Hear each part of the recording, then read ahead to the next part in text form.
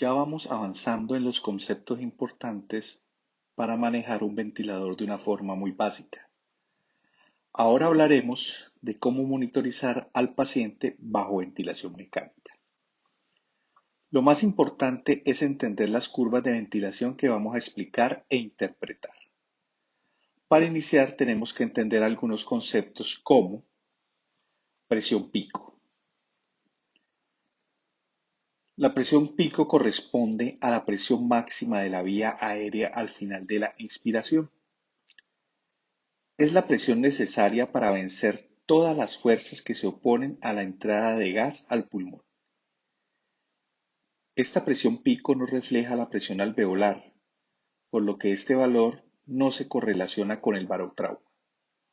No obstante, hay que tener en cuenta que un incremento súbito de este valor puede ser por broncoespasmo, formación de tapones de moco, neumotoras, entre otras. Presión plató o meseta. En un paciente relajado, al generar una pausa al final de la inspiración, se produce una caída de la presión de apertura de la vía aérea o presión pico, hasta llegar a un valor meseta. Esto está dado por una distribución del gas que ha entrado a los pulmones, reflejando de una mejor forma la presión alveolar. Existe evidencia que correlaciona presiones meseta menores de 35 centímetros de agua con mayor supervivencia y menor respuesta inflamatoria en SDRA.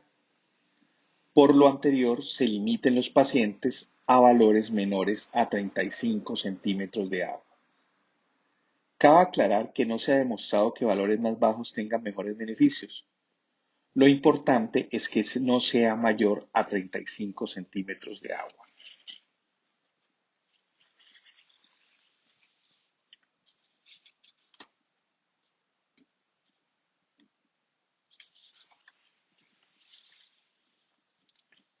Resistencia de la vía aérea.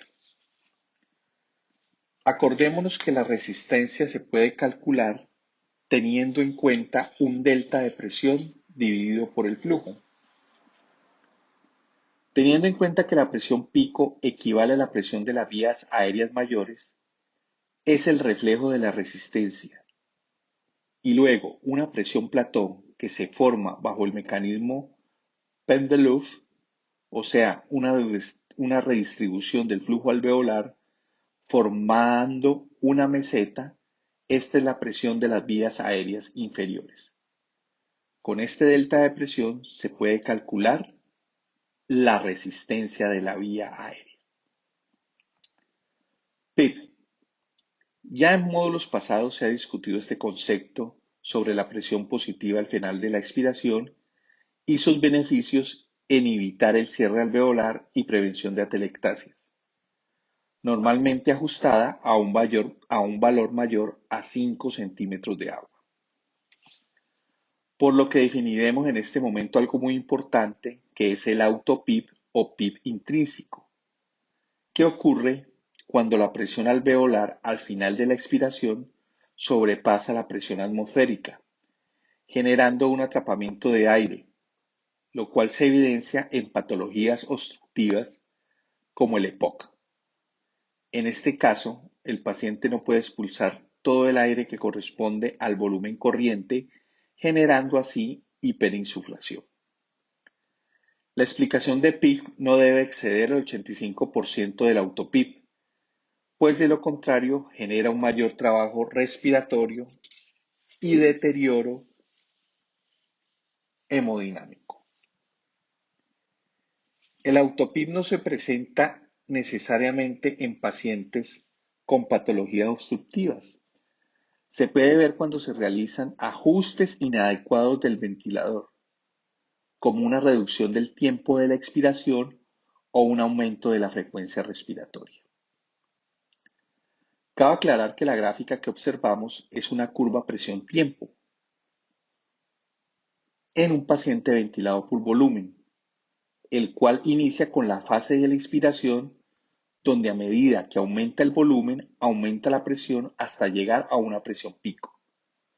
Posteriormente sucede la pausa inspiratoria con una redistribución del gas según el mecanismo Pendeluf, hasta llegar a una presión meseta. Posteriormente, inicio de la expiración, en el cual se evidencia una caída de la presión hasta llegar a la presión al final de la expiración previamente ajustada. A través de esta gráfica también podemos realizar el cálculo de la distensibilidad, previamente mencionada en el módulo 1, como el cambio en el volumen pulmonar generados por una unidad de cambio del gradiente de presión entre el alvéolo y la cavidad pleural, presión transpulmonar. Valor normal, 150 a 200 mililitros centímetros de agua. Con las siguientes ecuaciones se observará en la pantalla, se realizará este cálculo.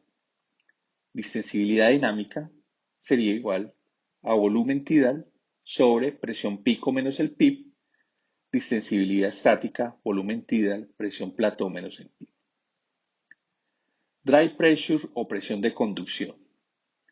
Corresponde a la diferencia entre presión plató y PIB.